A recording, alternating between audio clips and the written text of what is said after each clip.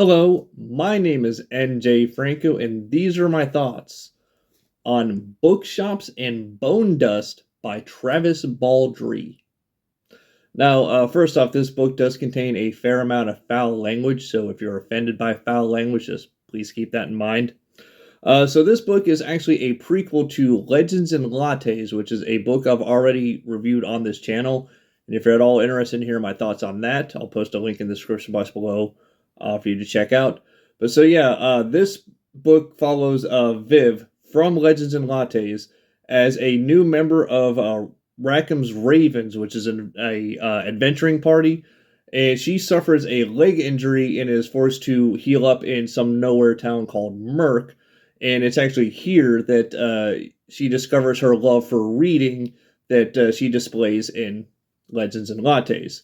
And this is because she makes frequent visits to a bookshop called Thistleburg Booksellers, which is this messy, dilapidated store that's operated by a ratkin, but she spends a lot of time there.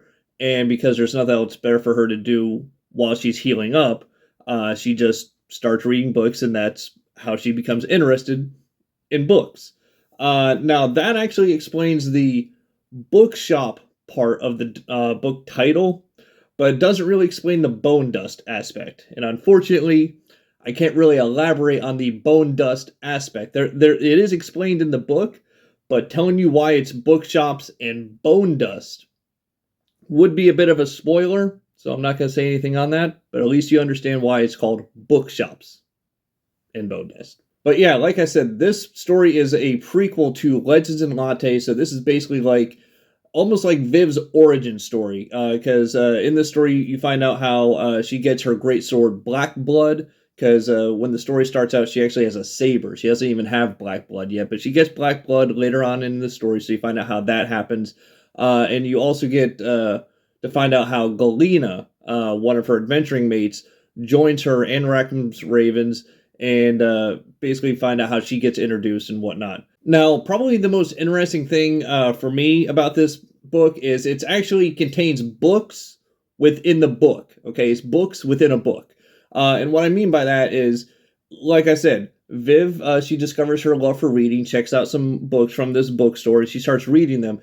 And every now and again throughout the book, the author will have short little passages from those books to for you to read and kind of like get an idea of what kind of stuff she's reading, which also almost makes me wonder if some of these book ideas that he came up with, that Travis Baldree came up with to put inside this book, makes me wonder if these were book ideas he had at one point, but he never was able to fully flesh out. So he's like, you know what, why not, just take these brief ideas I had for other stories that never worked out and just stick them into this book. So I wonder if that's kind of like how he came up with these stories within the story. You know what I mean? Also, Viv has mentioned that she, a couple times while she was reading her books, she wished she had a snack with her. Okay, and that's another thing that I know a lot of readers do. This book is super relatable to book readers because, again, it's a book about books.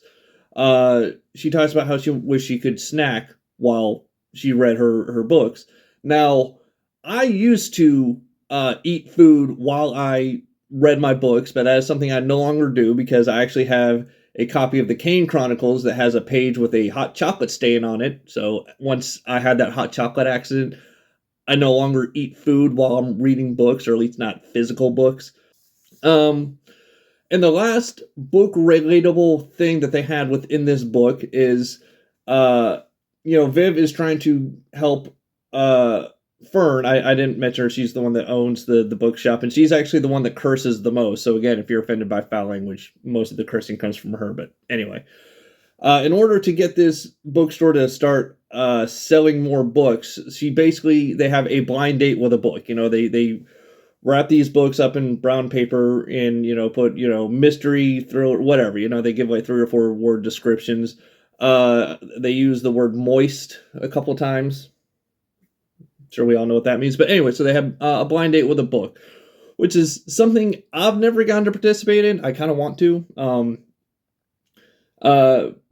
But again, so that's just another book relatable thing, that they put in this is blind date with a book. And again, if you've ever had a blind date with a book, let me know because I'm kind of jealous. I've always wanted to do such a thing, and I've never had the opportunity to participate in it. And now that I have a YouTube channel, if I ever do get the opportunity to have a blind date with a book, I'll probably do some kind of a video on that and be like, I got this book and it's fantasy, cozy, and whatever. Let's see what's inside. Unwrap it and show you. But anyway, we'll see if that ever happens.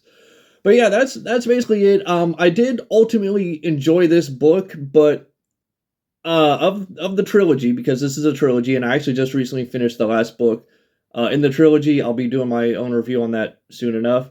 But of the three, of Legends and Lattes, Bookshops and Bonedust, and Brigands and Bread Knives, this one, as much as I enjoyed it, is honestly my least favorite of the three. It wasn't bad, it was just, I like the other two a lot better. In fact, Brigands and Bread Knives is actually my favorite of the series so far. I don't know if he's going to write more after that, or just keep it at a trilogy, but it was a good book, just not my favorite of the series. But either way, if you enjoyed Legends and Lattes and you would like to know more of Viv's origin story and you haven't read this book yet, I highly recommend you check it out, find out more of her backstory and whatnot.